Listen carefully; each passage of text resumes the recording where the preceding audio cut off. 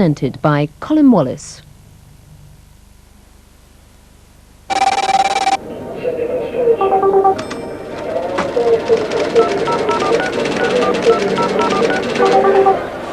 Colin Wallace worked for the British Army in Northern Ireland for 6 years until 1974.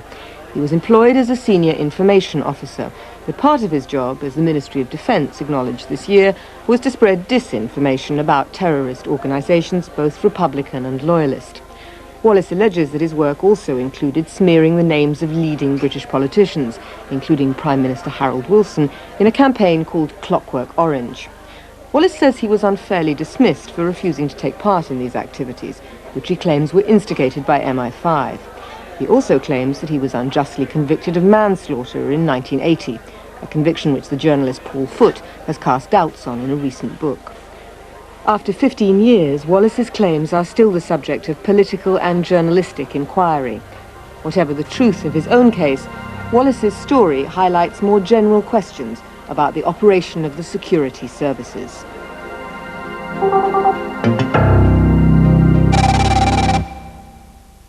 I was brought up in Northern Ireland in a staunch Loyalist family, loyal to Her Majesty the Queen and loyal to the principles which I believe Britain stood for throughout the world: freedom and democracy. I now feel with a mixture of sorrow and anger that those principles are being practiced more vigorously in Eastern Europe than here at home. My loyalty to the Crown led to a career in the security forces in Northern Ireland. So I have always found it ironic to see myself portrayed by some as a disloyal thorn in the flesh of the British establishment. The Commons Defence Committee has decided to launch an inquiry into the Colin Wallace affair. Today's decision by the Commons Defence Committee to register its deep concern over the allegations and to launch an inquiry came as a surprise.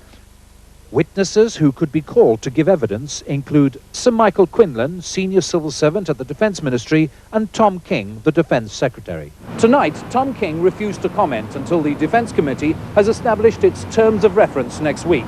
He and the Prime Minister will be irritated by today's developments, but it's clear that they cannot ignore the Wallace allegations, the need to maintain confidence in the security services, and Parliament's eagerness to get to the truth, whatever that is. But why should the Prime Minister and the Defence Secretary be irritated by a parliamentary committee seeking the truth? My allegiance to the Crown has never wavered, and the Army thought highly enough of me to recommend me for the MBE on 3 occasions. My troubles only began when I wouldn't be disloyal. I refused to assist elements of the British intelligence services in their attempt to undermine a democratically elected British government and change the course of our history. If you think that sounds melodramatic, let me explain briefly what I mean. In conditions of military conflict, as in Ulster, it seems to me that psychological operations are a legitimate weapon against an enemy. So I have no scruples about my role in Northern Ireland in spreading black propaganda about terrorist organisations. But Clockwork Orange was different. Among its targets were elected politicians, including leaders of Britain's 3 main political parties. To my mind, this amounted to subversion, but my protests ultimately led to my dismissal.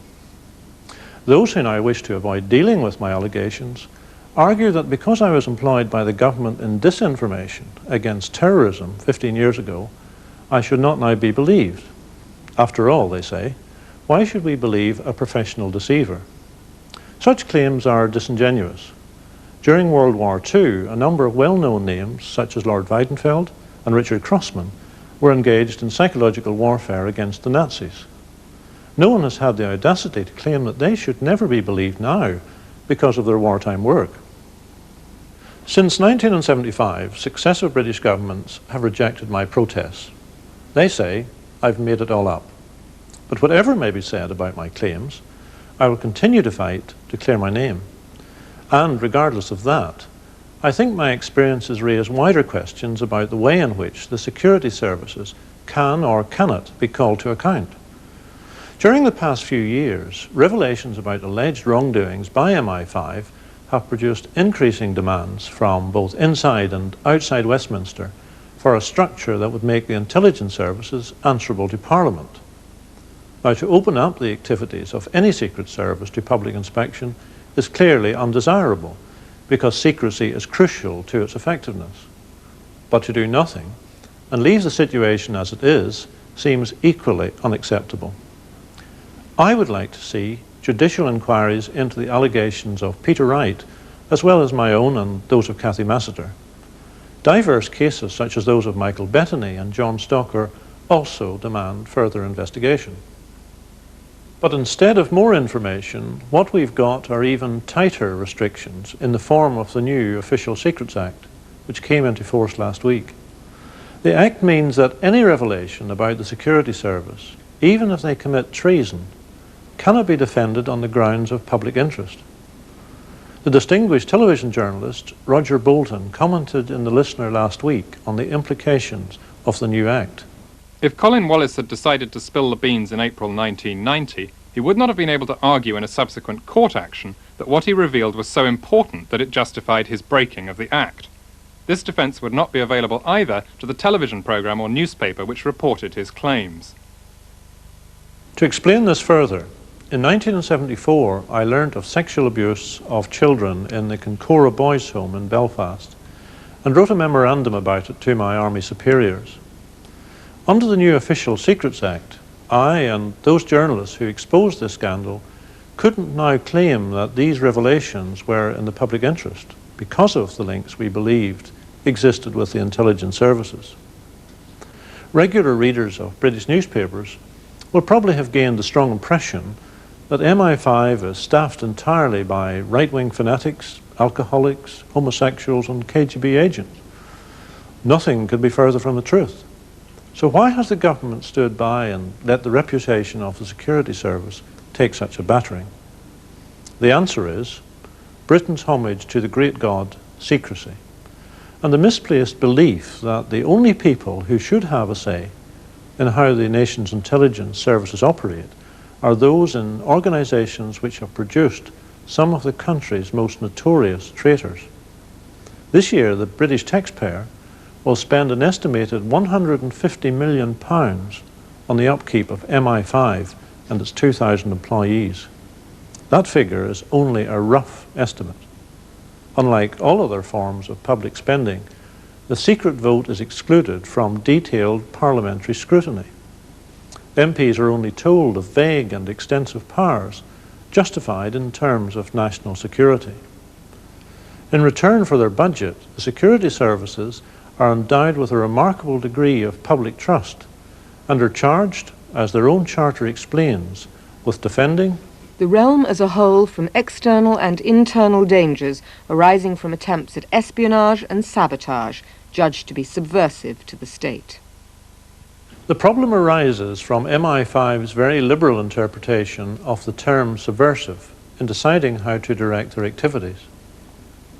Former Home Secretary Leon Britton told the Home Affairs Select Committee that legitimate targets for MI5 surveillance were those who intended to undermine or overthrow parliamentary democracy. But if my allegations are accurate, then MI5 itself clearly falls within the definition of a subversive organisation, and therefore, presumably, ought to start spying on itself.